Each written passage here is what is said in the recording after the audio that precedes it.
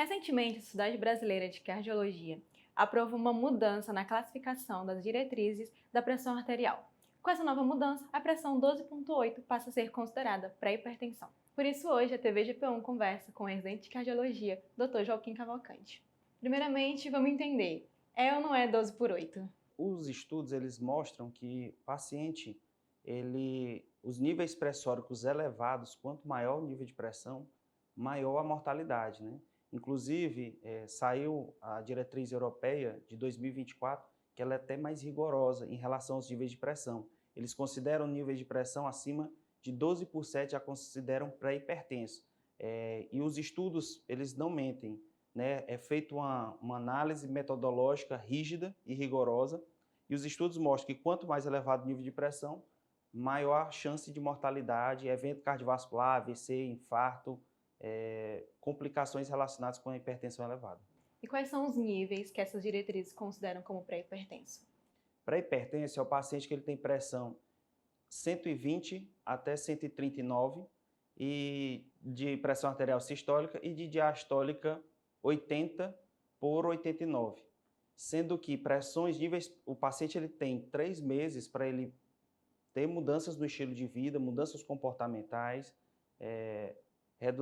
parar de fumar, reduzir consumo de bebida alcoólica, viver uma vida menos estressada, uma alimentação, uma dieta mais saudável. Então ele vai ter esse gap de tempo de 3 meses para conseguir essas mudanças.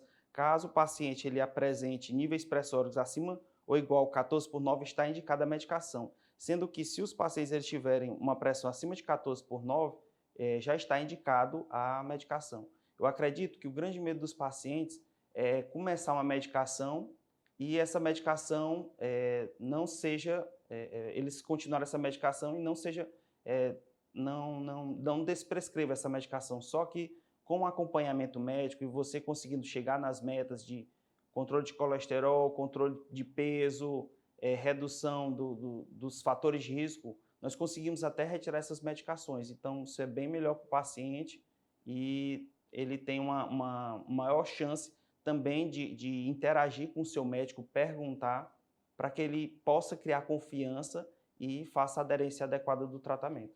E por que foi realizada essa atualização?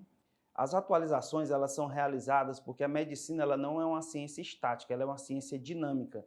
E os estudos, a todo momento, vão saindo estudos e novas atualizações. Então, nesse momento, quem tem pressão 12 por 8 não precisa se preocupar? Não, nesse momento, quem tem pressão 12 por 8 já entra como um grupo de pré-hipertenso. Essas pessoas elas têm que fazer a mudança. Nós devemos fazer... Tem sempre algum aspecto na nossa vida que nós possamos melhorar, né?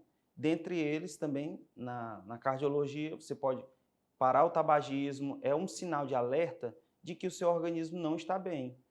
Mas sempre vai ser discutido com o seu médico.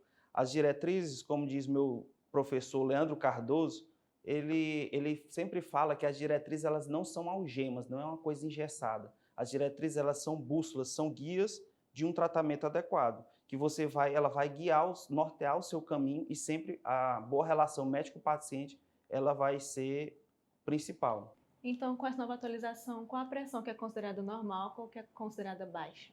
A pressão normal vai ser uma pressão aí menos do que 12 por 8. Por quê? Porque os estudos mostram que pressões acima desse valor já tem correlação com risco cardiovascular aumentado. Então, pressões, falando de metas de tratamento, pressões menores, na maioria dos grupos estudados, né, paciente diabético, hipertenso, que já teve AVC, infarto, a maior parte dos estudos mostram que uma pressão adequada é uma pressão menor do que 13 por 8. Então, quem tem a pressão 12 por 8 já precisa se preocupar com a questão de tomar remédio? Quem tem essa pressão 12 por 8 precisa se preocupar sim. Por quê? Porque hoje é um mecanismo de rastreio. Nós não queremos atuar no tratamento de doenças, infarto, AVC, nós queremos também atuar na promoção da saúde, fazendo com que evite esses danos maiores e são danos súbitos. Subitamente subitamente o paciente tem um infarto, subitamente ele tem um AVC. Então o nosso objetivo aqui é estar promovendo a saúde do paciente. Tenho a pressão 12 por 8, o que eu preciso fazer agora? Se você tem uma pressão 12/8, o ideal é que você marque a consulta com o seu cardiologista, mas também pode ser um médico de saúde da família, né? Um profissional também muito importante nesse cuidado do paciente, né? Também na promoção da saúde. Autopoliciamento, será que não chegou a hora de você parar de fumar? Já passou da hora de você parar de fumar.